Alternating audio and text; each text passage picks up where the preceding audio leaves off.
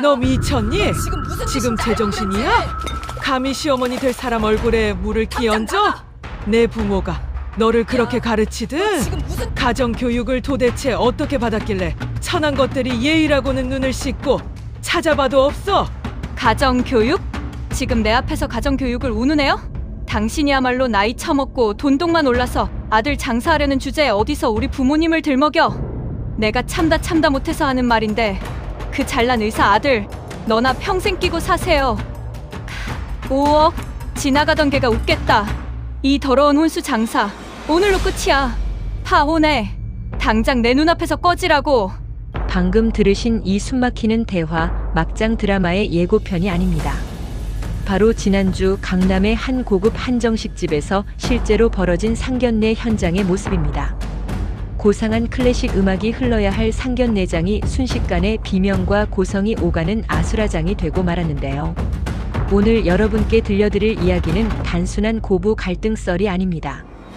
답답한 속을 뻥 뚫어줄 사이다 결말이 준비되어 있으니 본격적인 이야기를 시작하기 전에 구독과 좋아요 한 번씩 꾹 눌러주세요. 여러분의 응원이 억울한 피해자들의 목소리를 세상에 알리는 큰 힘이 됩니다. 물에 젖은 샤넬 정장을 입고 씩씩거리는 예비 시어머니, 그 옆에서 꿀먹은 벙어리처럼 고개를 숙이고 있는 의사 아들, 그리고 분노로 온몸을 떨며 그들을 노려보는 주인공. 이 세 사람 사이에는 도대체 무슨 일이 있었던 걸까요? 사실 이 파국은 이미 예견된 일이었는지도 모릅니다.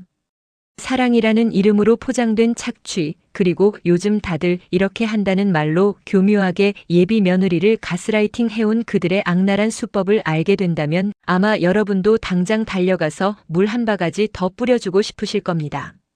많은 분들이 결혼을 준비하면서 이 정도는 참아야지 좋은 게 좋은 거지 하며 넘어가는 순간들이 있습니다. 주인공 역시 그랬습니다. 처음에는 예비시댁의 무리한 요구를 그저 아들을 너무 사랑해서 혹은 자신들의 기대치가 높아서 그러려니 하고 이해하려 애썼습니다. 하지만 그 이해와 배려가 독이 되어 돌아왔습니다. 예비 시어머니는 주인공의 배려를 호구 잡았다고 착각했고 그 요구는 점점 더 선을 넘기 시작했습니다. 처음에는 소소한 예단비 이야기로 시작했습니다. 그러다 점점 명품 가방, 모피 코트, 심지어는 시누이의 혼수까지 주인공에게 떠넘기려는 기색을 보였죠. 결정적인 것은 바로 5억 원이라는 구체적인 숫자가 적힌 혼수 리스트였습니다. 세상에 5억 원이면 지방 아파트 한 채 값입니다. 그걸 혼수로 해오라니요. 그런데 더 기가 막힌 건 그렇게 거액을 들여 채워넣을 신혼집의 명의는 단 1%도 공유해 줄 수 없다는 그들의 태도였습니다. 집은 남자가 해오는 거니까 명의는 당연히 우리 아들 거지. 넌 몸만 들어와서 살게 해주는 것도 감지덕지해야 해. 이 말이 과연 21세기를 살아가는 상식적인 사람의 입에서 나올 수 있는 말일까요? 주인공이 겪었던 이 황당하고도 분노가 치미는 상황들, 혹시 남의 일 같지 않으신가요? 결혼 준비 커뮤니티를 보면 이런 비슷한 고민을 토로하는 예비 신부들이 정말 많습니다. 하지만 대부분 파혼이라는 주홍 글씨가 두려워 혹은 이미 진행된 결혼 준비를 엎기가 겁나서 울며 겨자 먹기로 끌려가는 경우가 태반이죠. 하지만 오늘 사연의 주인공은 달랐습니다. 그녀는 자신의 존엄과 부모님의 명예를 지키기 위해 결혼식장을 들어가는 대신 전쟁터로 뛰어들기를 선택했습니다. 상견례장에서 물세례가 터지기까지 그 6개월간의 시간 동안 주인공의 속은 얼마나 새카맣게 타들어갔을까요? 겉으로는 번듯한 전문직 아들을 둔 품이 있는 사모님 행세를 했지만 그 속은 시커먼 욕심으로 가득 차 있었던 예비 시어머니. 그리고 그 옆에서 엄마의 치마폭에 쌓여 방관만 했던 마마보이 예비 신랑. 이 두 모자가 주인공을 어떻게 정신적으로 몰아세웠는지, 그리고 그 과정에서 주인공이 느꼈던 비참함과 배신감이 어떻게 분노로 바뀌어 갔는지 그 내막을 하나하나 파헤쳐 보려 합니다. 특히 이 이야기에 더욱 몰입할 수밖에 없는 이유는 주인공이 처음부터 억척스러운 사람이 아니었기 때문입니다. 그녀는 그저 평범하게 사랑받고 싶었고 축복받는 결혼을 꿈꿨던 우리 주변의 흔한 이웃이자 친구였습니다. 그런 그녀를 투사로 만든 건 다름 아닌 예비시댁의 선 넘은 갑질과 모욕이었습니다. 사랑하는 사람의 가족이기에 존중하려 했던 노력이 처참하게 짓밟혔을 때 여자는 더 이상 참지 않았습니다. 여러분이 만약 이런 상황에 닥친다면 어떻게 하셨을까요? 5억 원이라는 돈을 요구받고 부모님까지 무시당하는 상황에서 과연 냉정함을 유지할 수 있었을까요? 주인공이 날린 물 한 컵은 단순히 물이 아니었습니다. 그건 그동안 꾹꾹 눌러 담았던 억울함의 눈물이자 돈으로 사람의 급을 나누려는 속물근성에 대한 준엄한 심판이었습니다. 그 짜릿했던 복수의 서막 상견례장이 물바다가 되기 전 과연 이들 사이에는 어떤 대화가 오갔던 것일까요? 이야기는 1년 전 친구의 소개로 만난 한 남자와의 운명적인 첫 만남으로 거슬러 올라갑니다. 훤칠한 키에 서글서글한 인상, 그리고 누구나 선망하는 전문직이라는 타이틀까지. 모든 것이 완벽해 보였던 그 남자. 주인공은 그를 보자마자 첫눈에 반했고 이 사람이라면 평생을 함께해도 좋겠다고 생각했습니다. 주변 친구들의 부러움을 한몸에 받으며 시작된 연애, 그때까지만 해도 그녀는 몰랐습니다. 그 완벽한 조건 뒤에 시커먼 입을 벌리고 있는 함정이 도사리고 있다는 것을요. 세상에 공짜는 없고 너무 완벽해 보이는 것에는 반드시 하자가 있다는 어른들의 말이 하나도 틀린 게 없다는 것을 뼈저리게 깨닫게 될 줄은 꿈에도 몰랐던 것이죠. 달콤했던 연애 시절, 남자는 세상 둘도 없는 다정한 연인이었습니다. 기념일마다 챙겨주는 세심한 선물, 아플 때 죽을 사들고 달려오는 정성, 미래를 이야기하며 보여준 듬직한 모습까지. 주인공은 이 남자가 자신의 운명이라 믿어 의심치 않았습니다.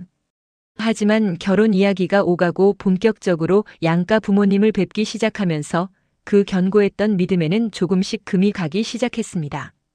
마치 가면이 벗겨지듯 남자의 진짜 모습과 그 집안의 실체가 서서히 드러나기 시작한 것이죠. 처음 그 쎄한 느낌을 받은 건 예비 시어머니와의 첫 식사 자리였습니다. 분명 웃고는 있는데 눈은 웃지 않는 기묘한 표정, 주인공을 위아래로 훑어보며 마치 물건 값을 매기듯 던지던 질문들. 친정 아버지는 뭐 하신다고 했지? 너희 집 자가는 몇 평이니? 내 연봉으로 우리 아들 내조가 되겠니? 걱정을 가장한 무례한 호구 조사는 식사 내내 계속되었습니다. 그때 주인공은 그저 아들을 너무 아끼셔서 노파심에 그러시는 거겠지 하고 애써 넘겼습니다. 하지만 그것은 거대한 빙산의 일각에 불과했습니다. 그날의 식사 자리가 끝나고 돌아오는 길 남자친구에게 조심스럽게 어머니의 태도에 대해 이야기했을 때 돌아온 대답은 더욱 충격적이었습니다. 우리 엄마가 원래 좀 직설적이셔. 아기는 없으니까 내가 좀 이해해줘. 그리고 틀린 말씀 하신 건 아니잖아. 우리 집 수준 맞추려면 내가 좀 더 노력해야지. 그때 알아차렸어야 했습니다. 이 남자는 내 편이 아니라 철저하게 자기 엄마의 아바타라는 사실을요. 하지만 사랑에 눈이 먼 주인공은 그 붉은 신호를 무시하고 결국 되돌릴 수 없는 강을 건너고 맙니다. 결혼 준비라는 전쟁터에 발을 들인 순간부터 예비 시어머니의 본색은 걷잡을 수 없이 드러났습니다. 하루에도 수십 통씩 전화해 시시콜콜 간섭하는 것은 기본이고 주말마다 불러내 기사 노릇, 하녀 노릇을 시키기 일쑤였죠. 며느리 될 사람이 미리미리 시댁 분위기 익혀야지 않겠니? 라는 말로 포장된 그 노동 착취 속에서 주인공은 점점 지쳐갔습니다. 하지만 진짜 문제는 돈 이야기 나올 때부터였습니다. 예비 시어머니는 입버릇처럼 말했습니다. 우리 아들은 내가 금지옹엽 키운 판사감이야. 어디서 굴러먹던 뼈다귀 같은 집안이랑 엮일 레벨이 아니라고. 자존심을 짓뭉개는 발언들을 들을 때마다 주인공은 가슴을 쳤지만 결혼식장 들어갈 때까지만 참자고 스스로를 다독였습니다. 하지만 5억 원이라는 구체적인 액수가 적힌 혼수 리스트를 받아든 순간, 그리고 그 리스트를 들이밀며 당연하다는 듯 요구하는 예비 시어머니의 탐욕스러운 눈빛을 마주한 순간 주인공의 인내심은 한계에 다다랐습니다. 과연 그 5억 원의 리스트에는 도대체 무엇이 적혀 있었길래, 그리고 그들은 어떤 기적의 논리로 이 엄청난 금액을 정당화하려 했을까요? 모든 것이 완벽해 보였던 그 남자와의 만남, 그 설레었던 시작점으로 시간을 돌려 그들의 기막힌 이중성을 낱낱이 파헤쳐 보겠습니다. 솔직히 지금 와서 돌이켜보면 모든 것이 너무나 완벽해서 오히려 비현실적이었습니다. 마치 누군가가 정교하게 짜놓은 각본처럼 그 사람과의 만남은 처음부터 끝까지 물 흐르듯 자연스러웠고 그 어떤 걸림돌도 없어 보였거든요. 저를 그 지옥 같은 상견례장으로 이끌었던, 아니 정확히 말하면 제 인생을 송두리째 흔들어 놓을 뻔했던 그 남자 민준 씨와의 첫 만남은 제 친한 선배의 소개로 이루어졌습니다. 선배는 입이 마르도록 칭찬을 늘어놓았어요. 명문대 출신에 누구나 들으면 알만한 대형 회계법인에 다니는 회계사, 게다가 부모님은 지방에서 꽤 크게 사업을 하셔서 집안도 넉넉하다고 했죠. 소위 말하는 육각형 남자의 표본이었습니다. 사실 조건이 너무 좋아서 처음엔 부담스러웠어요. 평범한 회사원인 저와는 어울리지 않는 사람이라고 생각했으니까요. 하지만 첫 만남 자리에서 보여준 그의 태도는 제 경계심을 눈 녹듯 사라지게 만들었습니다. 그는 겸손했어요. 자신의 능력을 과시하지도 않았고 오히려 제 이야기에 귀를 기울이며 사소한 것 하나까지 기억해주는 섬세함을 보여줬죠. 식사 메뉴를 고를 때도 카페에서 음료를 주문할 때도 항상 저를 먼저 배려했습니다. 서연 씨가 편한 게 제일 중요해요라는 말을 입에 달고 살았으니까요. 주변 친구들은 난리가 났었습니다. 전생에 나라를 구했냐느니 로또에 당첨된 것보다 더 대단한 행운이라느니 하며 부러움 섞인 질투를 보내왔죠. 저 역시 부정하지 않았습니다. 30대 중반 결혼 정년기에 이렇게 반듯하고 능력 있는 남자를 만난 건 정말 기적 같은 일이라고 믿었거든요. 연애 기간 1년 동안 우리는 단 한 번도 크게 싸운 적이 없었습니다. 그 사람은 언제나 침착했고 이성적이었어요. 제가 회사 일로 스트레스를 받아 투정을 부려도 묵묵히 들어주며 다독여주던 사람이었죠. 기념일마다 과하지 않으면서도 센스 있는 선물을 챙겨주는 그를 보며 저는 이 사람이라면 평생을 함께해도 좋겠다는 확신을 가지게 되었습니다. 그렇게 우리는 자연스럽게 결혼을 약속하게 되었죠. 프러포즈를 받던 날 호텔 고층 레스토랑에서 야경을 바라보며 반지를 끼워주던 그의 모습은 지금 생각해도 소름 끼칠 만큼 연기력이 뛰어났습니다. 그때 제가 흘린 감동의 눈물이 훗날 분노의 눈물이 될 줄은 꿈에도 모른 채 말이죠. 하지만 쎄하다는 느낌은 결혼 준비를 시작하자마자 아주 미세한 균열처럼 찾아왔습니다. 처음엔 정말 사소한 거였어요. 결혼 날짜를 잡기 위해 예비 시댁에 인사를 드리러 가기 전날이었습니다. 평소엔 제 의견을 전적으로 존중해주던 그가 갑자기 옷차림부터 화장법까지 하나하나 지적하기 시작하더군요. 우리 엄마가 보수적이셔서 그런데 치마는 무릎 아래로 내려오는 게 좋겠어. 립스틱 색깔이 너무 진한 거 아니야? 엄마는 수수한 며느리를 좋아하시거든. 처음엔 그저 어머니를 어려워하고 존중하는 효자라서 그런가 보다 하고 넘겼습니다. 어른들 뵙는 자리니 조심해서 나쁠 건 없다고 생각했죠. 그런데 그 효자라는 타이틀이 점점 저를 옥죄오기 시작했습니다. 신혼집을 알아볼 때였어요. 저희 둘 직장 위치를 고려해서 중간 지점에 집을 구하는 게 합리적이었는데 그는 굳이 시댁 근처 아파트를 고집했습니다. 엄마가 반찬도 챙겨주고 싶어 하시고 나중에 아이 낳으면 봐주신다고 했어. 엄마 뜻을 거스르긴 좀 그렇네. 그때 처음으로 묘한 위화감을 느꼈습니다. 우리의 결혼인데 왜 모든 결정의 기준이 어머니인 걸까? 하지만 그는 특유의 차분한 말투로 저를 설득했어요. 자기가 고생할까봐 그러는 거야. 우리 엄마가 겉은 좀 깐깐해 보여도 속은 얼마나 따뜻한 분인데. 저는 그 말을 믿으려 애썼습니다. 사랑하는 남자가 저를 위해 하는 말이라고 생각했으니까요. 그런데 진짜 문제는 예산 이야기를 할 때 터져나왔습니다. 결혼 비용을 정리하기 위해 엑셀 파일을 켜놓고 마주 앉았을 때였죠. 저는 제가 모은 돈과 부모님이 지원해 주시기로 한 금액을 솔직하게 오픈했습니다. 넉넉하진 않아도 서울 외곽의 전세 정도는 무리 없이 시작할 수 있는 금액이었어요. 그런데 제 통장 잔고를 확인한 그의 표정이 미묘하게 굳어지더군요. 그리고는 아주 조심스럽지만 뼈 있는 한마디를 던졌습니다. 서연아, 정말 고생해서 모은 돈인 건 아는데 요즘 내 주변 동기들 보니까 보통 신부 쪽에서 3억 정도는 해오더라고. 집값도 많이 올랐고 우리 집 수준도 있고 하니까. 엄마가 며느리 혼수에 대해서 기대를 좀 하시는 눈치야. 순간 귀를 의심했습니다. 3억이라니요. 평범한 직장인인 제가, 아니 저희 부모님이 그 큰 돈을 갑자기 어디서 구하나요? 당황한 제가 말문이 막혀 그를 쳐다보자 그는 세상에서 가장 안타까운 표정을 지으며 덧붙였습니다. 아니, 강요하는 건 절대 아니야. 그냥 엄마가 주변 시선도 있고 체면도 중요하게 생각하시니까 우리가 어느 정도 모양새는 갖추는 게 좋지 않을까 해서 하는 말이지. 내가 엄마한테 잘 말씀드려 볼게. 근데 자기도 알잖아. 대한민국에서 결혼이라는 게 둘만 좋다고 되는 건 아니라는 거. 그때 느꼈어야 했습니다. 이 남자가 말하는 사랑과 배려 뒤에는 철저한 계산기가 돌아가고 있다는 것을요. 그는 교묘했습니다. 대놓고 돈을 요구하는 게 아니라 마치 저를 위해 시어머니를 설득해야 하는 난처한 입장에 놓인 것처럼 연기했죠. 덕분에 저는 돈을 적게 해가는 죄인 아닌 죄인이 되어버렸고 그에게 미안함까지 느끼게 되었습니다. 내가 능력이 부족해서 오빠를 곤란하게 만드는구나라는 자책감에 빠지게 만든 거죠. 이게 바로 그들이 사용하는 전형적인 가스라이팅의 시작이었습니다.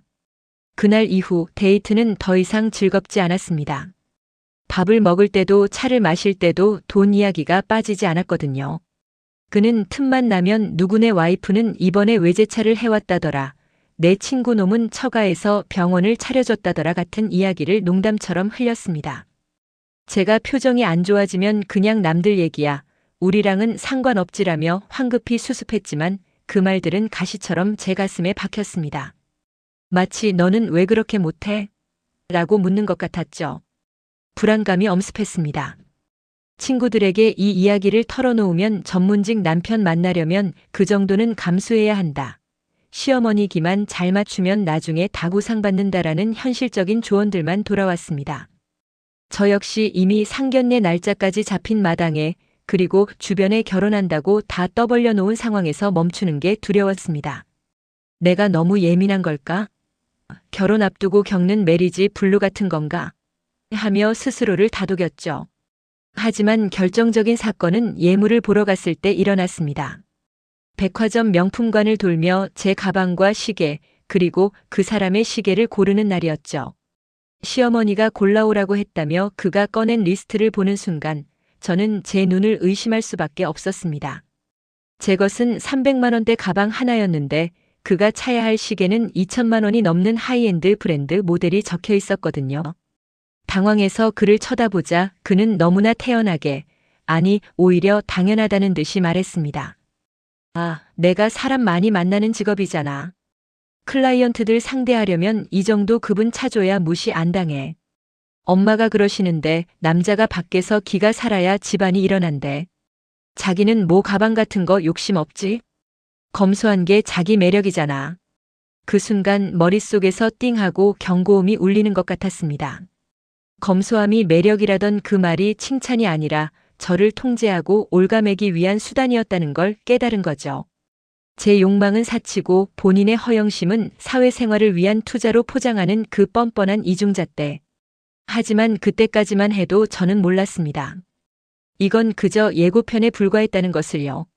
진짜 지옥은 예비 시어머니가 본격적으로 등판하면서부터 시작될 예정이었으니까요. 그날 밤 잠을 설쳤습니다. 옆에서 곤히 잠든, 아니 통화로 엄마에게 서연이가 잘 이해해줬어. 걱정 마. 라고 속삭이던 그의 뒷모습을 보며 생각했습니다. 내가 사랑한 사람이 진짜 이 사람이 맞나? 아니면 내가 만들어낸 환상이었나? 가슴 한구석이 답답하게 막혀오는 느낌, 체한 것처럼 명치가 묵직해지는 이 기분 나쁜 징조를 무시하지 말았어야 했습니다. 사랑이라는 이름으로 포장된 착취의 굴레가 이미 제 목을 조여오고 있었다는 사실을 그때는 왜 좀 더 명확하게 직시하지 못했을까요? 다가올 폭풍은 상상조차 못한 채 저는 불안한 마음을 애써 누르며 상견례 날을 기다리고 있었습니다. 하지만 그 기다림 끝에 있는 건 축복이 아니라 제 인생 최악의 모욕과 수치심이었다는 걸 알기까지는 그리 오랜 시간이 걸리지 않았습니다. 그 쎄한 느낌이 현실로 다가오는 데는 그리 오랜 시간이 걸리지 않았습니다. 연애 때는 그렇게 쿨하고 세련되어 보였던 예비 시어머니가 본격적으로 결혼 이야기가 오가기 시작하자 태도가 미묘하게 달라지기 시작했거든요. 처음에는 아주 사소한 것부터 시작되었습니다. 마치 가랑비에 옷 젖듯이 저도 모르는 사이에 그들의 논리에 조금씩 잠식당하고 있었던 거죠. 어느 날 예비 시어머니가 저를 따로 불러내셨습니다. 강남의 꽤 비싼 찻집이었는데 자리에 앉자마자 향긋한 차를 따라주시며 제 손을 꼭 잡으시더라고요. 그때까지만 해도 저는 나를 정말 딸처럼 아껴주시는구나 하고 착각했습니다. 예비 시어머니는 온화한 미소를 지으며 입을 여셨습니다. 저기 우리 며느리 될 사람이라 내가 솔직하게 말하는 건데 요즘 결혼 트렌드라는 게 있잖니. 우리 때는 그냥 단칸방에서 시작하고 숟가락 2개만 있어도 살았지만 요즘 애들은 안 그렇더라. 내 친구 영숙이네 며느리 알지? 걔가 이번에 해온 걸 보니까 입이 떡 벌어지더라고. 근데 나는 그런 거 다 필요 없다. 그저 너희 둘만 잘 살면 돼. 처음에는 이렇게 부담을 덜어주시는 척했습니다. 하지만 그 말 뒤에 붙는 접속사가 문제였습니다. 그런데라는 말이 나오자마자 공기의 흐름이 바뀌었죠. 그런데 말이야, 우리 아들 준수가 병원에서도 위치가 있고 또 우리 집안 체면이라는 게 있잖니. 남들 눈에 너무 초라해 보이면 너도 속상하고 나도 속상하지 않겠어? 요즘 강남 쪽 예단 추세가 어떤지 내가 좀 알아봤는데 다들 기본적으로 이 정도는 한다고 하더라고. 이게 다 너 기 죽지 말라고 하는 소리야. 그러면서 가방에서 주섬주섬 꺼내신 건 꼬깃꼬깃한 메모지가 아니라 아주 정갈하게 프린트된 A사 용지 한 장이었습니다. 겉으로는 참고만 해라라고 하셨지만 그 내용은 참고 수준이 아니었습니다. 시댁 식구들 예단 리스트부터 시작해서 예비 신랑의 시계, 정장, 구두 브랜드까지 아주 구체적으로 적혀 있었죠. 제가 당황한 표정을 숨기지 못하고 머뭇거리자 시어머니는 결정적인 한마디를 던지셨습니다. 어머, 얘 표정 좀 봐. 내가 뭐 이걸 다 해달라는 게 아니잖아. 그냥 요즘 수준이 이렇다는 거야. 그리고 너희 집 형편에 무리해서 할 필요는 없어. 그냥 남들 하는 만큼만, 딱 남들한테 욕 안 먹을 만큼만 하자는 거지. 우리 아들이 어디 가서 기죽으면 내 마음도 안 좋잖아. 여자가 내조한다는 게 별거니? 남편 어깨 펴주게 하는 게 내조의 시작이지. 남들 하는 만큼. 이 말이 얼마나 무서운 말인지 그때는 미처 몰랐습니다. 그 남들의 기준이 대한민국 상위 1%에 맞춰져 있다는 걸 깨닫는 데는 오래 걸리지 않았으니까요. 제가 조심스럽게 저희 집 사정을 이야기하려 하면 시어머니는 교묘하게 말을 돌리셨습니다. 돈 이야기를 직접적으로 꺼내는 건 천박하다는 듯이 우아한 표정을 지으며 제 죄책감을 자극하는 화법을 쓰셨죠. 그래, 내 말이 맞아. 무리할 필요 없지. 그런데 얘야, 결혼이라는 게 일륜지 대사인데 평생 한 번뿐인 거 너무 계산적으로 굴면 복 달아난다. 그리고 우리 준수가 널 얼마나 아끼니? 그 애가 너 만나면서 포기한 게 얼마나 많은지 너는 모를 거야. 그런 아들한테 내가 뭐 대단한 거 바라니? 그냥 남들 다 하는 기본적인 예의만 갖추자는 건데 그게 그렇게 어려미니? 내가 너를 내 딸이라고 생각해서 하는 말이야.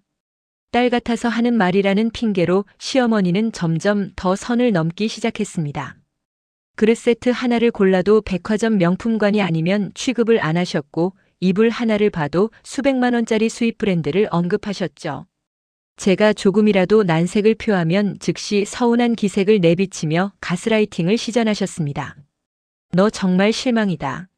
나는 내가 우리 집안 격에 맞는 센스 있는 아이인 줄 알았는데 이렇게 꽉 막힌 줄은 몰랐네.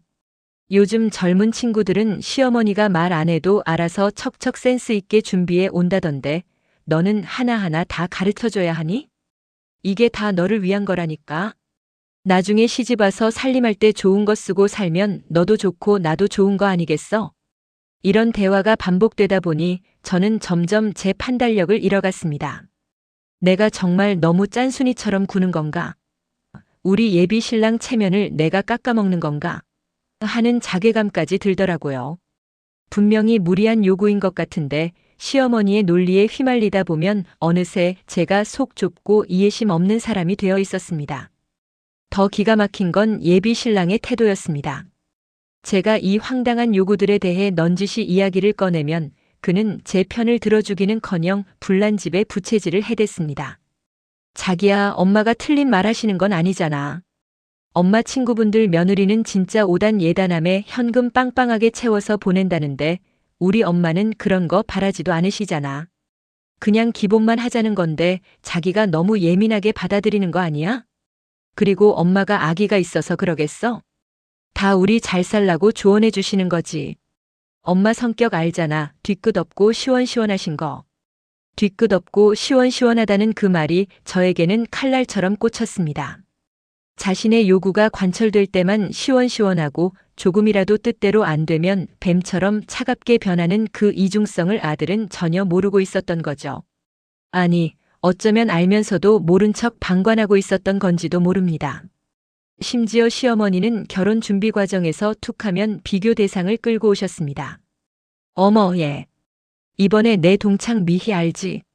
걔 며느리가 글쎄 시댁 식구들한테 밍크 코트를 싹 돌렸대. 나는 그런 거 받으면 부담스러워서 입지도 못해. 근데 참 그 며느리가 마음 씀씀이가 예쁘지 않니? 물건이 중요한 게 아니라 그 마음이 중요한 거야, 마음이. 요즘은 다들 그렇게 시댁을 챙긴다더라. 너한테 밍크 해달라는 소리는 아니니까 오해하지 마라. 오해하지 말라면서 굳이 밍크 코트 이야기를 꺼내는 심리는 도대체 뭘까요? 듣는 사람 피 말리게 하는 그 화법은 정말 예술의 경지였습니다. 차라리 나 밍크 코트 갖고 싶다라고 대놓고 말하면 거절이라도 쉽게 할 텐데 나는 필요 없지만 요즘 트렌드가 그렇고 마음이 중요하다라고 포장해버리니 안 해주면 마음이 없는 며느리가 되는 상황을 만들어버리는 겁니다. 제가 스트레스로 살이 빠지고 얼굴이 헬쓱해져도 그들은 멈추지 않았습니다. 오히려 제가 힘들어하는 기색을 보이면 결혼 준비하느라 다이어트 열심히 하네. 드레스핏은 예쁘겠다라며 비꼬듯 칭찬을 던지곤 했죠. 사랑과 배려라는 가면을 쓴 채 저의 자존감을 조금씩 갉아먹고 경제적 관념까지 흔들어 놓는 고도의 심리전이었습니다. 하지만 이건 예고편에 불과했습니다. 진짜 본색은 예단비와 혼수 리스트가 구체화되면서 적나라하게 드러나기 시작했거든요. 시어머니가 말했던 그 요즘 트렌드와 기본의 실체가 숫자로 환산되어 제 눈앞에 떨어졌을 때 저는 제 눈을 의심할 수밖에 없었습니다. 우리 집은 쿨해서 예단 안 받는다던 처음의 말은 온데간데 없고 상상을 초월하는 계산서가 저를 기다리고 있었으니까요. 그날 받아든 A사 용지 한 장, 그건 단순한 혼수 리스트가 아니었습니다. 마치 제 인생을 담보로 잡고 버리는 인질극의 협박 편지와도 같았죠. 예비 시어머니는 아주 우아하고 고상한 손짓으로 찻잔을 내려놓으며 그 종이를 제 앞으로 슥 밀었습니다. 마치 대단한 선심이라도 쓰는 듯한 그 표정을 저는 아직도 잊을 수가 없습니다. 종이 맨 위에 적힌 간소화한 예단 및 혼수 목록이라는 제목이 무색하게, 그 아래 빼곡히 적힌 항목들은 제 눈을 의심하게 만들기에 충분했습니다. 처음에는 제가 숫자를 잘못 읽은 줄 알았습니다. 0이 하나 더 붙어 있는 건 아닐까, 아니면 이게 원 단위가 아니라 다른 단위인 걸까 하고 말이죠. 하지만 슬프게도 제 시력은 너무나 정확했고 그들이 요구하는 금액의 합계는 정확히 5억 원을 가리키고 있었습니다. 어머니, 이게 다 뭔가요? 떨리는 목소리로 겨우 물었을 때 돌아온 대답은 더욱 가관이었습니다. 시어머니는 너무나 태연한 얼굴로 마치 시장에서 콩나물 값을 이야기하듯 말씀하시더군요. 요즘 다들 이 정도는 기본으로 한다. 우리 아들이 의사인데 이 정도 격식은 갖춰야 남들 보기에 부끄럽지 않다. 이건 너를 위해서 하는 말이다. 그놈의 너를 위해서라는 말 정말 지긋지긋하지 않나요? 그들이 내세운 5억 원의 내역을 하나하나 뜯어보니 기가 차서 말문이 막힐 지경이었습니다. 우선 가장 눈에 띄는 건 시부모님 예단비 현금 2억 원이었습니다. 네, 집값이 아니라 순수하게 시부모님께 드리는 현금이 2억이었습니다. 보통 예단비는 집값의 10% 정도를 한다거나 서로 상의해서 정하는 게 일반적인데 시어머니의 논리는 기적에 가까웠습니다. 우리 아들을 의사로 키우느라 들어간 뒷바라지 비용과 그동안의 노고를 생각하면 2억도 적다는 겁니다. 의대 등록금이며 유학 비용까지 그동안 투자한 걸 회수해야겠다는 신보를 아주 노골적으로 드러내셨죠. 결혼이 무슨 자식 장사인가요? 투자금 회수라니요. 심지어 이 돈은 나중에 돌려주는 봉채비는 포함되지 않은 말 그대로 입 싹 닫는 돈이었습니다. 그 다음 항목은 더욱 황당했습니다. 시아버지의 차량 교체 비용 8천만 원. 아버님께서 지금 타시는 차가 5년이 넘어서 낡았으니 새 며느리가 들어오는 김에 품위를 위해 바꿔드려야 한다는 논리였습니다. 며느리가 들어오는 것과 시아버지 차가 바뀌는 게 도대체 무슨 인과관계가 있는지 저는 도무지 이해할 수가 없었습니다. 게다가 지정해준 차종과 옵션까지 아주 구체적이더군요. 검은색 세단에 최고급 가죽 시트 옵션까지. 저도 제 차를 살 때 그렇게 꼼꼼하게 따져보지 않았는데 말이죠. 여기서 끝이 아닙니다. 시어머니 본인을 위한 밍크 코트와 명품 가방 세트 5천만 원. 그리고 시동생, 그러니까 예비 도련님의 결혼 자금 보태기 명목으로 5천만 원을 요구했습니다.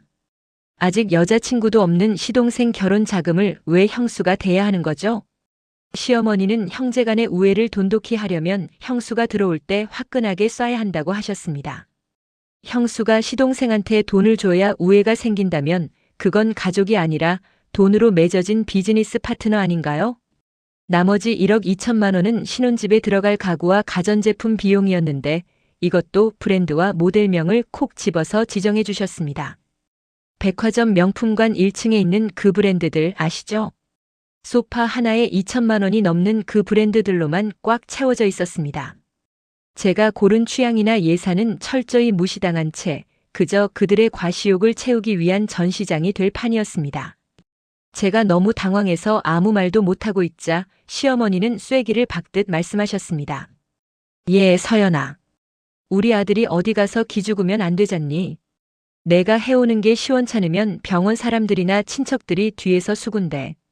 저 집 며느리는 친정이 어렵나 보다 하면서 너를 무시할 텐데 나는 그 꼴 못 본다. 다 너 기 살려주려고 하는 거야. 정말 소름 끼치지 않습니까? 저를 무시하는 건 남들이 아니라 바로 시어머니 본인이면서 마치 저를 보호하기 위해 어쩔 수 없이 큰 돈을 요구한다는 그 화법. 이게 바로 전형적인 가스라이팅이었습니다. 사랑이라는 이름으로 가족이라는 이름으로 포장된 착취. 저는 그 자리에서 당장 자리를 박차고 나오고 싶었지만 그래도 결혼을 약속한 남자친구를 믿어보고 싶었습니다. 그 사람이라면 적어도 그 사람이라면 제 편을 들어주겠지. 이건 너무 과하다고 우리 형편에 맞춰서 하자고 어머니를 말려주겠지 하는 일말의 기대가 있었죠. 그래서 그날 저녁 예비 신랑을 만나 그 리스트를 보여줬습니다. 떨리는 손으로 종이를 건네는 저와 달리 그는 그 리스트를 훑어보더니 대수롭지 않다는 듯 하품을 하며 말했습니다. 아, 엄마가 좀 꼼꼼하시잖아. 그냥 해드려. 어차피 우리 집 외동아들인데 나중에 다 우리한테 돌아올 돈이야. 귀를 의심했습니다. 지금 5억이라는 돈을 그냥 해드리라고요? 제가 항변했습니다. 자기야, 5억이 누구 집게 이름도 아니고 우리 부모님 노후 자금까지 손대야 할 판이야. 그리고 도련님 결혼 자금이랑 아버님 차는 너무하잖아. 우리가 살 집도 전세로 시작하는데 혼수만 5억을 태우는 게 말이 돼? 그러자 그가 짜증 섞인 표정으로 저를 보며 했던 말은 제 가슴에 비수를 꽂았습니다. 너네 집 그 정도 능력은 되잖아. 장인어른 사업하신다며. 그리고 솔직히 내가 의사 타이틀 달고 결혼 시장 나가면 열쇠 3개는 기본으로 받아. 내가 너니까 5억으로 퉁쳐주는 거야. 고마운 줄 알아야지 왜 이렇게 계산적이야? 사람이 정없게. 순간 머릿속이 하얗게 변했습니다. 그동안 사랑이라고 믿었던 시간이 와르르 무너져 내리는 기분이었죠. 이 남자는 저를 사랑하는 여자가 아니라 자신의 가치를 돈으로 환산해줄 물주로 보고 있었던 겁니다. 의사 타이틀, 열쇠 3개, 퉁쳐준다는 천박한 단어들이 그의 입에서 나올 줄은 상상도 못했습니다. 그는 방관자가 아니었습니다. 시어머니와 한통 속, 아니 오히려 더 계산적이고 뻔뻔한 공범이었습니다. 그들은 결혼을 신성한 결합이 아니라 아들의 스펙을 담보로 한 거대한 거래로 생각하고 있었던 겁니다. 그 순간 깨달았습니다. 이 결혼은 시작부터 잘못되었다는 것을요. 하지만 그때까지만 해도 저는 파혼이라는 단어를 입 밖으로 꺼내기가 두려웠습니다. 청첩장까지 다 돌린 마당에 부모님 얼굴에 먹칠을 할 수는 없다는 생각, 그리고 혹시 내가 너무 예민한 건 아닐까 하는 멍청한 자기검열이 저를 붙잡고 있었죠. 그들이 요구한 5억 리스트는 단순한 돈 문제가 아니었습니다. 앞으로 제가 그 집안에서 어떤 취급을 받으며 살게 될지를 보여주는 끔찍한 예고편이었죠.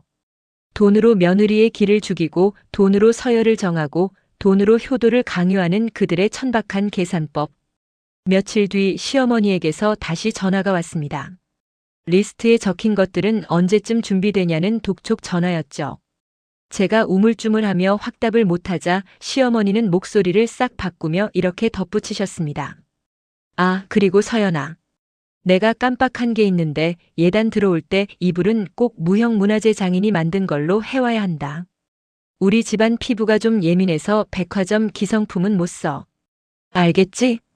전화를 끊고 나서 허탈한 웃음이 터져 나왔습니다.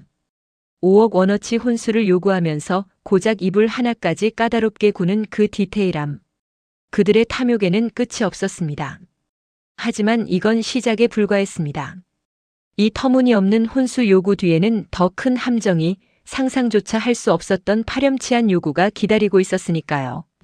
혼수는 며느리 몫이지만 진명이는 남편 몫이라는 기적의 논리가 펼쳐지는 순간 저는 더 이상 참을 수 없는 임계점에 도달하고 말았습니다. 모든 걸 다 내주더라도 진명의 하나만큼은 공동으로 하자는 제 소박한 바람조차 그들에게는 건방진 욕심으로 치부되었던 그 결정적인 순간의 이야기를 이제 들려드리겠습니다. 진짜 문제는 그 5억짜리 혼수 리스트가 끝이 아니었다는 겁니다. 그 종이 쪼가리에 적힌 명품 가방이며 가전제품들이 아무리 기가 막혀도 100번 양보해서 사랑하는 사람과 평생 함께하기 위한 진입 장벽이라 치고 넘어갈 수도 있었습니다. 제가 정말로 참을 수 없었던 건 그 뒤에 이어진 시어머니의 너무나도 태연하고 뻔뻔한 요구, 아니 통보였습니다. 혼수 리스트로 이미 제 정신을 반쯤 혼미하게 만들어 놓은 시어머니는 마치 식사 메뉴를 고르듯 가볍게 하지만 아주 단호한 어조로 신혼집 이야기를 꺼내더군요. 보통 결혼 준비하면서 가장 많이 싸우는 부분이 집 문제라지만 저희는 예비 신랑이 전문직이기도 하고 시댁 형편이 나쁘지 않다고 들어서 어느 정도 배려를 받을 줄 알았습니다. 그런데 시어머니 입에서 나온 말은 제 귀를 의심케 했습니다. 시어머니는 찻잔을 우아하게 내려놓으며 말씀하시더군요. 집은 우리가 해주는 거니 당연히 명의는 우리 아들 단독 명의로 해야 한다고 말이죠. 순간 멍했습니다. 네, 맞습니다. 예전에는 남자가 집 해오고 여자가 혼수해가는 게 관례였던 적도 있었죠. 그런데 지금 상황이 그렇습니까? 제가 가져가야 할 혼수랑 예단 비용만 무려 5억입니다. 지방 아파트 한 채 값이고 서울에서도 전세 보증금은 충분히 하고도 남을 거금을 현금과 물품으로 가져오라면서 정작 수십 년을 살아야 할 집 명의에는 제 이름을 단 한 글자도 올릴 수 없다는 게 말이 되나요? 저는 떨리는 목소리를 가다듬고 조심스럽게 물었습니다. 어머님, 제가 준비해가는 혼수랑 예단 비용만 해도 5억 원이 넘습니다.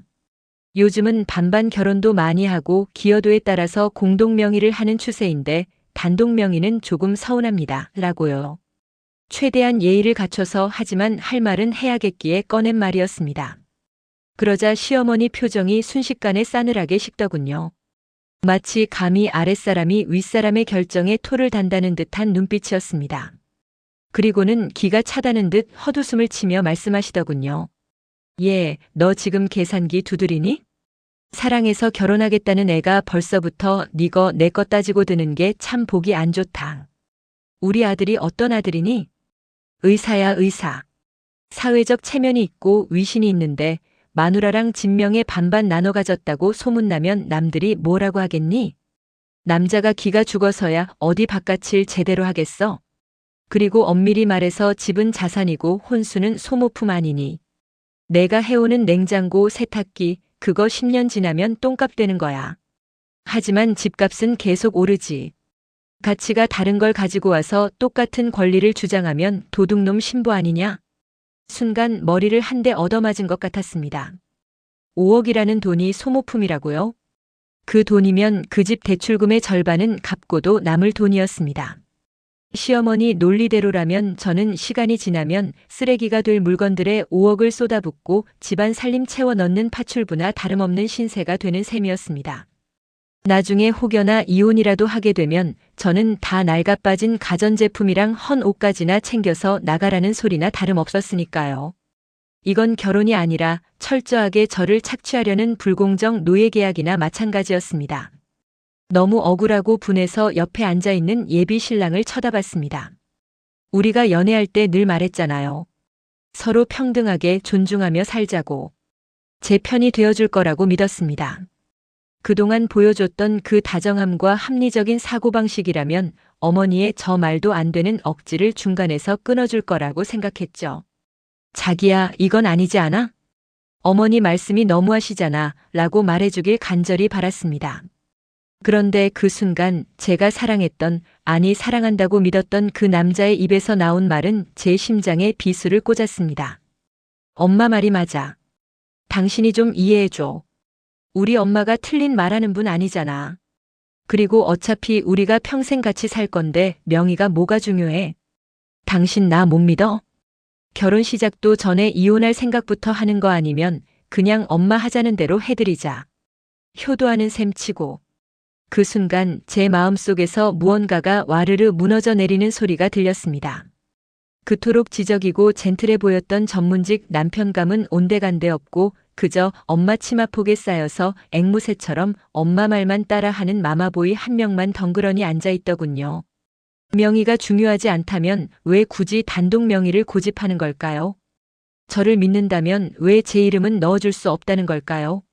사랑과 효도라는 듣기 좋은 단어로 포장했지만 실상은 너는 돈만 대고 권리는 주장하지 말라는 이기적인 욕심 그 이상도 이하도 아니었습니다. 그때 깨달았습니다. 이 사람들은 나를 가족으로 받아들일 생각이 없구나. 나를 그저 돈 싸들고 와서 아들 뒷바라지나 해줄 호구 그 이상으로 생각하지 않는구나. 5억이라는 돈이 아까워서가 아니었습니다. 그 돈을 쓰고도 평생 이 집안에서 목소리 한 번 못 내고 시어머니 눈치 보며 남편 기 살려주는 하녀로 전락할 제 미래가 너무나도 선명하게 그려졌기 때문입니다. 게다가 예비 신랑의 그 방관자적인 태도, 아니 공범이나 다름없는 태도는 저를 절망의 구렁텅이로 밀어넣었습니다. 하지만 저는 그 자리에서 바로 자리를 박차고 나오지 못했습니다. 바보 같게도 정말 바보 같게도 그때까지만 해도 설득하면 되겠지. 이 사람이 잠깐 효자 노릇하느라 이러는 거겠지 하는 일말의 기대가 남아 있었나 봅니다. 5년을 만났던 시간들이 그리고 이미 여기저기 알려진 결혼 소식이 제 발목을 잡고 있었던 거죠. 그게 제 인생 최악의 실수가 될 뻔했다는 걸 그때는 미처 몰랐습니다. 시어머니는 제 표정이 굳어가는 걸 보면서도 멈추지 않았습니다. 오히려 승기를 잡았다고 생각했는지 쐐기를 박는 한마디를 더 보태시더군요. 아, 그리고 진명의 문제로 친정 가서 왈가왈부하지 마라. 사돈 어른들 걱정 끼쳐드려서 뭐하니. 좋은 게 좋은 거라고 내가 현명하게 처신할 거라고 믿는다. 이건 칭찬이 아니었습니다. 입 다물고 시키는 대로 하라는 협박이었죠. 친정 부모님이 이 사실을 알면 당장 엎어버리게 뻔하니까 미리 입단속을 시키는 그 치밀함에 소름이 돋았습니다. 집으로 돌아오는 길 예비 신랑은 제 눈치를 살피기는커녕 콧노래까지 흥얼거렸습니다. 자기는 엄마랑 말이 잘 통해서 다행이다. 우리 엄마가 겉으로는 좀 세 보여도 속은 따뜻한 분이야. 앞으로 자기가 잘하면 진짜 딸처럼 예뻐해 주실 거야. 그 뻔뻔한 낯짝을 보는데 운전대를 잡은 손이 부들부들 떨렸습니다. 내가 알던 그 사람이 맞나? 내가 씌어도 단단히 씌었구나. 이 결혼 과연 진행해도 되는 걸까? 머릿속이 복잡해 터질 것 같았지만 아이러니하게도 이 사건은 제게 확실한 경고 신호였습니다. 이 결혼 생활이 앞으로 어떤 꼴이 될지 미리 보여주는 예고편이었던 거죠. 5억 혼수의 진명의 박탈. 이것만으로도 충분히 파혼 사유가 되고도 남았지만 그들은 멈추지 않았습니다. 사람의 욕심이란 게 참 끝이 없더군요. 제가 아무 말 없이 참고 있으니 그들은 제가 완전히 굴복했다고 착각했던 모양입니다. 그리고 그 착각은 결국 되돌릴 수 없는 파국을 향해 질주하기 시작했습니다. 상견례라는 마지막 관문이 남아 있었고 그곳에서 그들은 기어이 넘지 말아야 할 선을 넘고야 말았습니다. 그날의 그 치욕스러운 기억은 지금 다시 떠올려도 피가 거꾸로 솟는 것만 같습니다. 드디어 결전의 날이 밝았습니다. 상견례 아침 부모님은 혹여나 당신들의 차림새가 딸의 앞길에 방해가 될까봐 옷장 속에서 가장 아끼는 정장을 꺼내 입으셨습니다. 거울 앞에서 몇 번이고 넥타이를 고쳐 매시는 아빠의 뒷모습을 보는데 왜 그렇게 마음이 아리던지요.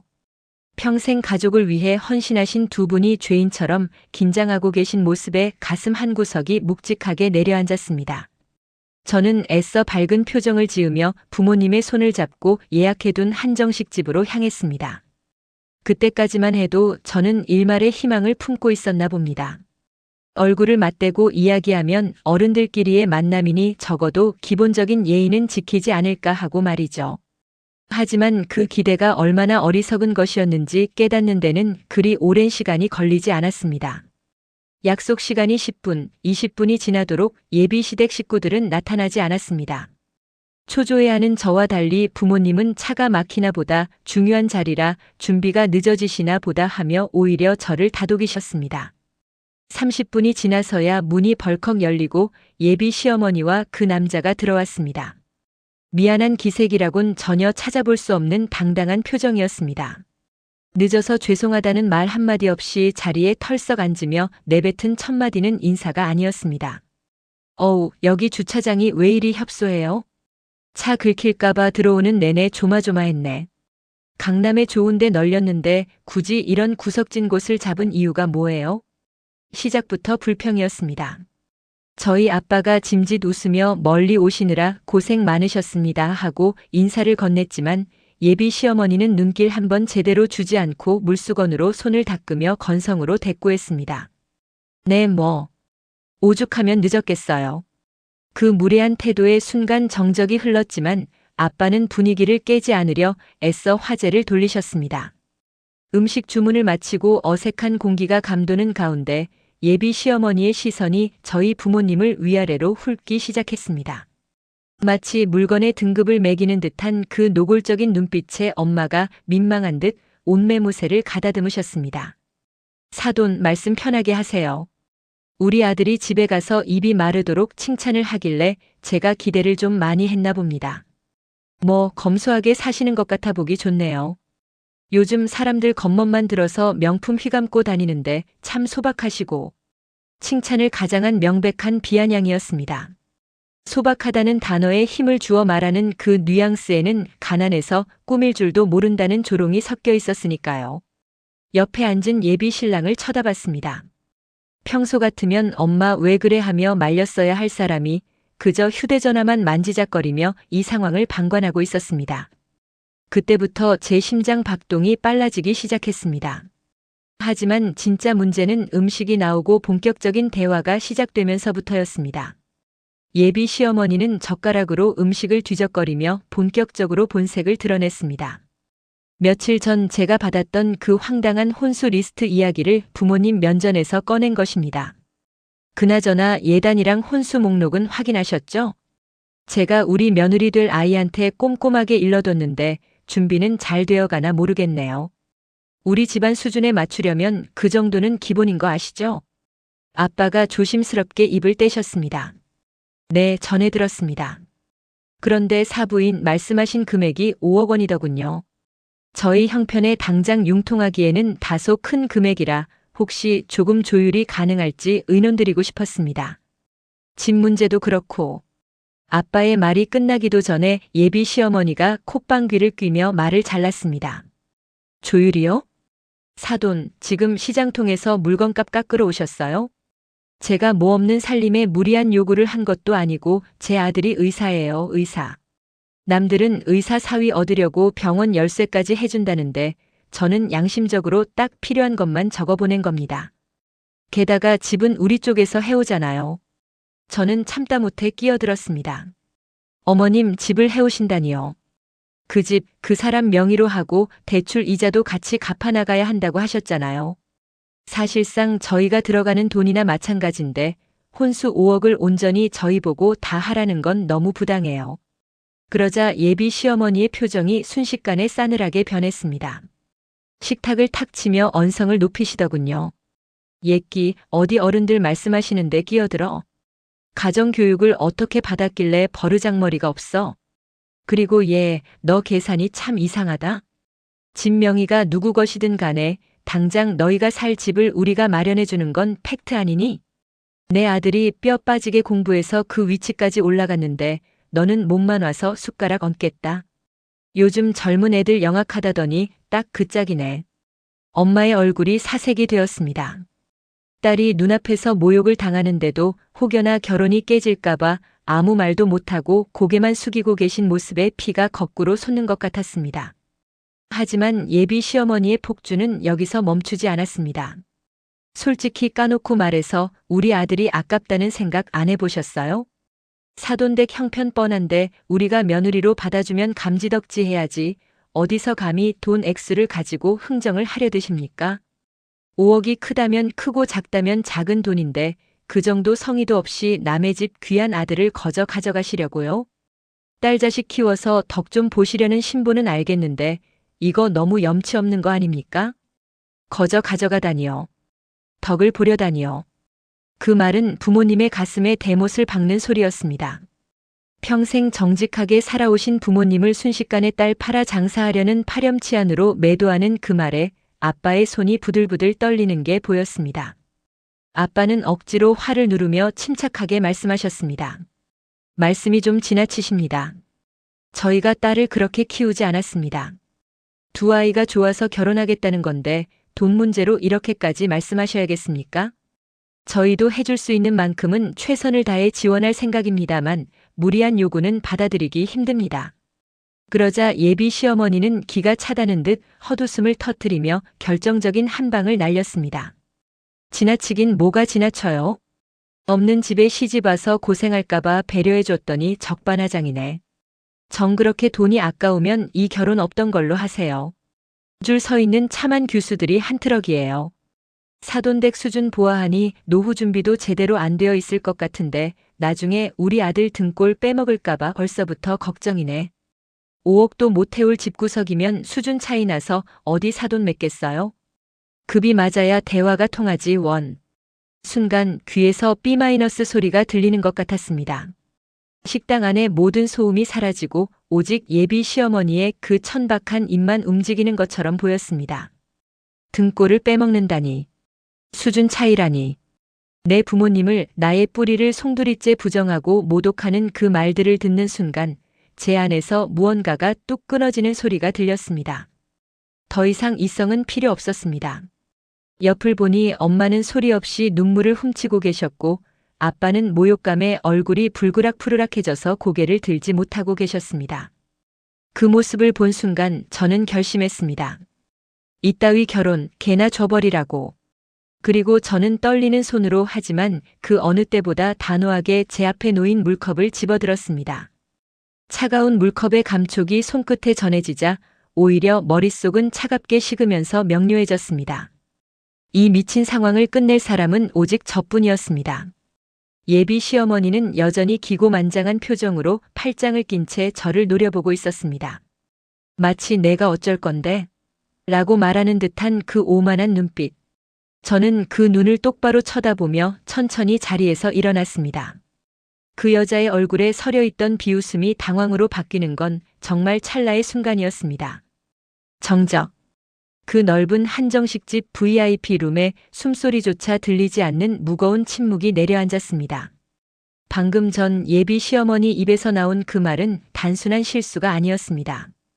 우리 부모님의 평생을 그 피땀 흘려 키워온 딸에 대한 사랑을 돈이라는 잣대로 난도질해버린 명백한 모욕이었으니까요. 우리 구독자님의 손끝이 미세하게 떨리고 있었습니다. 하지만 그건 두려움 때문이 아니었습니다. 그건 더 이상 참을 수 없는 임계점을 넘어선 분노의 진동이었습니다. 그녀의 시선이 테이블 위에 놓인 물컵으로 향했습니다. 투명한 유리잔 표면에 맺힌 물방울이 주르륵 흘러내리고 있었죠. 아주 차가운 냉수였습니다. 맞은편에 앉아 여전히 거만한 표정으로 턱을 치켜들고 있는 예비 시어머니, 그리고 그 옆에서 아무 말도 못한 채 눈알만 굴리고 있는 예비 신랑. 이 기가 막힌 상황을 종결시킬 방법은 말로 하는 설득이 아니라는 것을 그녀는 직감했습니다. 그녀의 손이 물컵을 감싸 쥐었습니다. 차가운 감촉이 손바닥을 파고들자 오히려 머릿속은 차분하게 식어갔습니다. 그리고 누구도 예상하지 못한 그 순간 촤악 마이너스.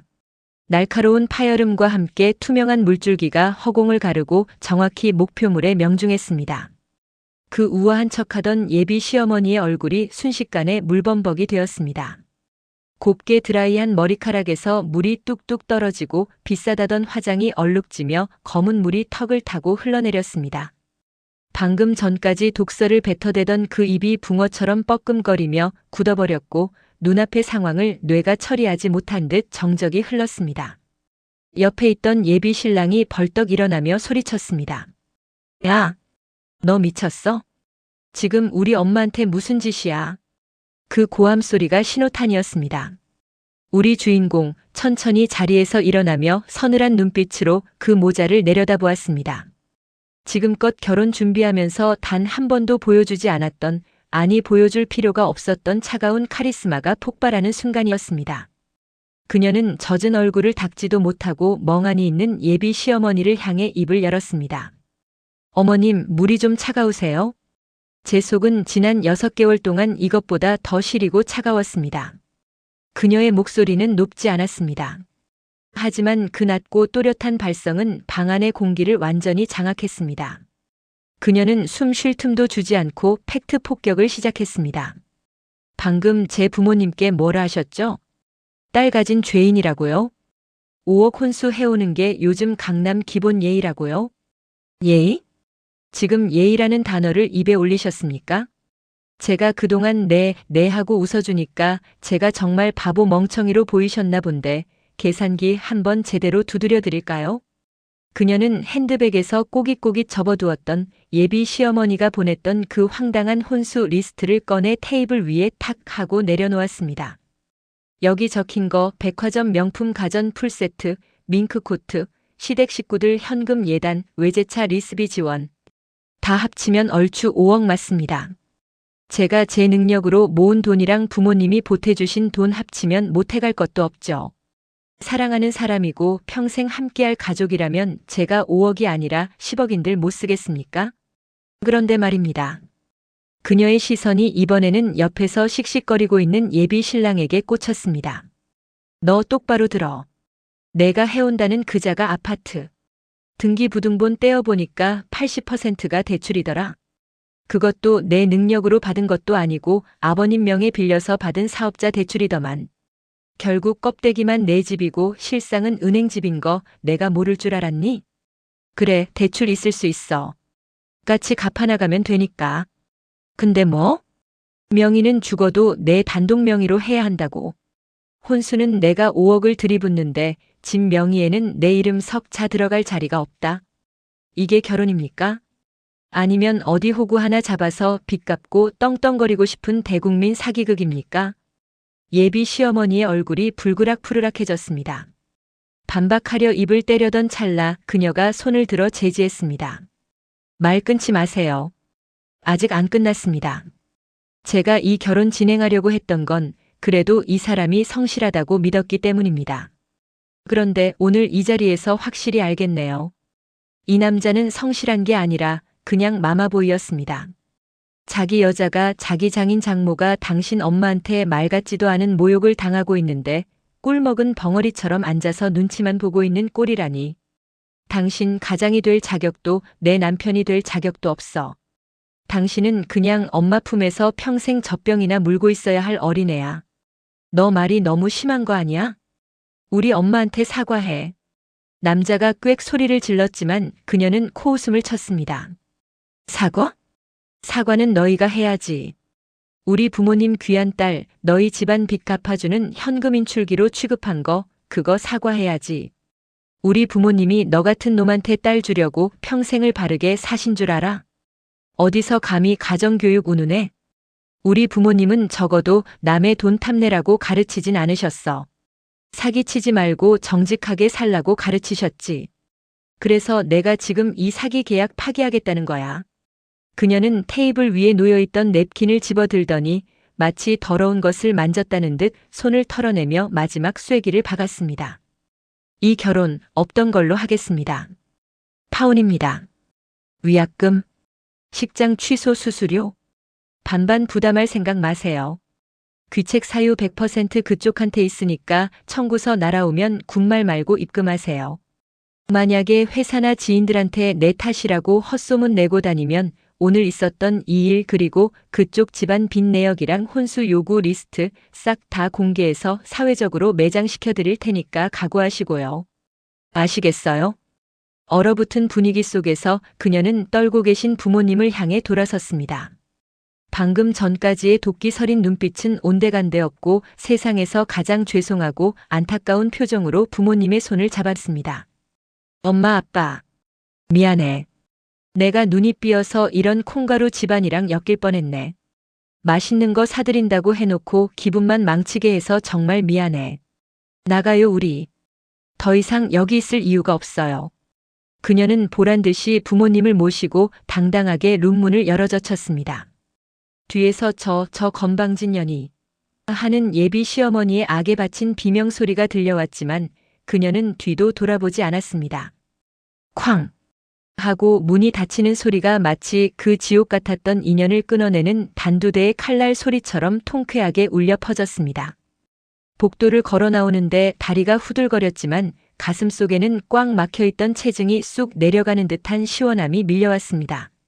상견례장을 빠져나와 주차장으로 향하는 길 올려다본 하늘은 지난 몇 달간의 마음고생을 비웃기라도 하듯 눈이 시리도록 파랗게 빛나고 있었습니다. 그녀는 부모님을 차에 태우고 시동을 걸며 생각했습니다. 아, 살았다. 정말 다행이다. 라고요. 만약 오늘 그 물컵을 던지지 못했다면 평생 저 감옥 같은 집구석에서 시녀 노릇을 하며 살았을 테니까요. 그것은 단순한 파혼이 아니라 자신의 인생을 구원한 탈출이었습니다. 차 안에서 백미러를 통해 본 아빠의 눈가에는 눈물이 맺혀 있었지만 입가에는 옅은 미소가 번지고 있었습니다. 딸이 부당함에 맞서 스스로를 지켜냈다는 안도감, 그리고 더 이상 저런 사람들에게 굽신거리지 않아도 된다는 해방감이 우리 가족을 감싸 안았습니다. 그렇게 그녀의 인생에서 가장 최악이었을지도 모를 상견례 날은 역설적이게도 가장 통쾌하고 사이다 같은 독립기념일이 되었습니다. 이제 남은 건 찌질하게 매달리게 뻔한 그 남자와 깔끔하게 손절하는 일뿐이겠죠? 하지만 걱정 마세요. 우리 주인공, 이미 멘탈은 강철 갑옷을 입었으니까요. 그날 상견례장을 박차고 나온 뒤 사연자님의 핸드폰에는 불이 나기 시작했습니다. 부재중 전화만 100통이 넘게 와 있었고 카톡 창은 읽기도 싫을 만큼 장문의 메시지들로 가득 찼다고 합니다. 예상하셨겠지만 그 내용은 사과가 아니었습니다. 처음에는 너 지금 제정신이냐, 어른들 앞에서 이게 무슨 행패냐며 길길이 날뛰는 협박성 문자들이 줄을 이뤘습니다. 하지만 사연자님이 아무런 반응도 하지 않고 미리 준비해뒀던 파혼 통보 내용 증명까지 발송하자 그제야 태도가 180도 바뀌기 시작했습니다. 그토록 당당하던 전문직 예비 신랑 그 남자의 실체가 파혼 과정에서 더욱 적나라하게 드러났습니다. 알고 보니 그들이 요구했던 5억 원이라는 거액의 혼수, 그건 단순한 욕심이 아니었습니다. 남자의 집안은 겉으로만 번지르르 했지 속은 이미 빚더미에 앉아 있었던 겁니다. 시아버지가 무리하게 벌린 사업이 부도 위기였고 그 급한 불을 끄기 위해 며느리의 혼수를 소위 돌려막기 용도로 쓰려고 했던 정황이 여기저기서 포착되었습니다. 사랑이라는 이름으로 포장된 사기극이나 다름없었던 거죠. 만약 그때 사연자님이 참고 결혼을 강행했다면 그 5억 원은 신혼집이 아니라 시댁의 빚 갚는데 홀라당 사라졌을 게 불 보듯 뻔했습니다. 그 사실을 알고 나니 사연자님은 분노보다 안도감이 먼저 들었다고 합니다. 조상신이 도왔다는 말이 이럴 때 쓰는 거구나 싶어 가슴을 쓸어내렸다고 해요.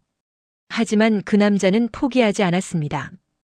회사 앞까지 찾아와 무릎을 꿇고 매달리기 시작했습니다.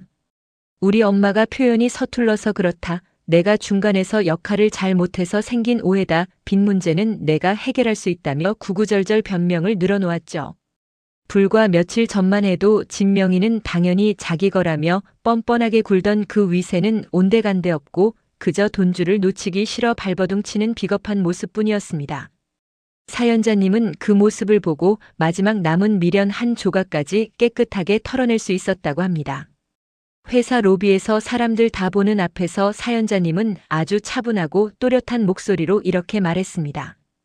당신 어머니가 나한테 했던 모욕, 그리고 당신이 옆에서 방관하며 즐겼던 그 시간들, 돈 5억의 양심까지 팔아먹으려 했던 그 추악한 계획들 다 알고 있으니 더 이상 추해지지 말고 내 눈앞에서 사라지라고 말이죠.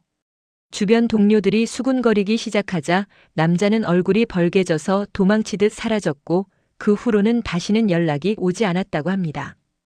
들리는 소문으로는 그 집안 결국 빚 독촉에 시달리며 집까지 내놓고 뿔뿔이 흩어질 위기에 처했다고 하네요. 인과응보라는 말이 딱 들어맞는 결말이 아닐 수 없습니다. 지금 사연자님은 어떻게 지내고 계실까요? 파혼 후 1년이 지난 지금 그 어느 때보다 행복한 나날을 보내고 계십니다. 결혼 자금으로 모아뒀던 돈은 온전히 자신을 위해 투자했습니다. 평소 꿈꿔왔던 유럽 여행도 다녀오고 낡은 차도 바꾸고 무엇보다 커리어에 집중해 승진까지 거머쥐셨다고 해요. 얼굴이 폈다는 말을 하루에도 몇 번씩 듣는다고 합니다. 그리고 최근에는 정말 괜찮은 분과 조심스럽게 썸을 타고 있다는 반가운 소식까지 전해주셨습니다. 조건만 따지던 전 남자친구와 달리 사연자님의 가치관과 생각을 존중해주는 다정한 분이라고 하네요. 역시 똥 차가고 벤츠 온다는 말은 과학인 것 같습니다. 자, 오늘 사연을 통해 우리가 결혼 준비 과정에서 반드시 기억해야 할 몇 가지 교훈을 정리해 드리고 싶습니다. 결혼은 현실이고 생활입니다. 사랑만으로 모든 것을 극복할 수 있다는 건 드라마에서나 가능한 이야기일 수 있습니다. 만약 예비 시댁이나 배우자가 무리한 금전적 요구를 당연하다는 듯이 한다면, 그리고 그것을 사랑이나 도리라는 단어로 포장하려 든다면 반드시 의심해 보셔야 합니다. 특히 이번 사연처럼 요즘은 다 이렇게 한다. 내가 우리 집 풍습을 몰라서 그렇다라며 여러분의 상식을 흔들고 가스라이팅 하려는 시도가 보인다면 그건 문화 차이가 아니라 여러분을 존중하지 않는다는 명백한 신호입니다.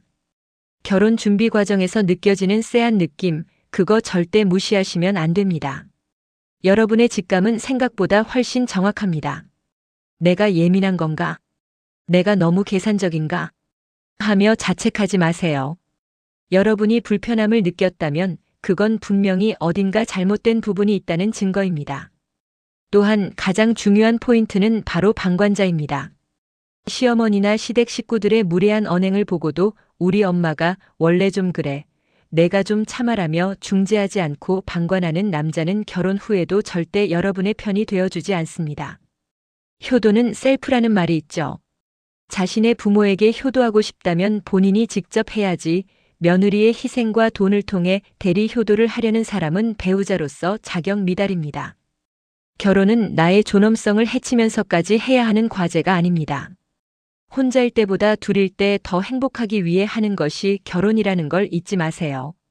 상견례장에서 물잔을 던진 사연자님의 용기가 단순히 홧김에 저지른 행동이 아니라 자신의 인생과 자존감을 지키기 위한 최후의 방어기제였다는 점을 우리는 기억해야 합니다.